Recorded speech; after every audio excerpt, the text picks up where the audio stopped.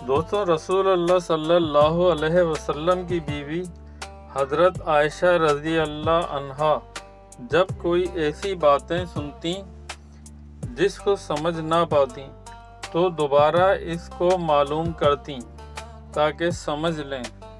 چنانچہ ایک مرتبہ نبی کریم صلی اللہ علیہ وسلم نے فرمایا کہ جس سے حساب لیا گیا اسے عذاب کیا جائے گا۔ حضرت عائشہ رضی اللہ عنہا فرماتی ہیں کہ یہ سن کر میں نے کہا، کیا اللہ نے یہ نہیں فرمایا کہ عن قریب اس سے حساب لیا جائے گا؟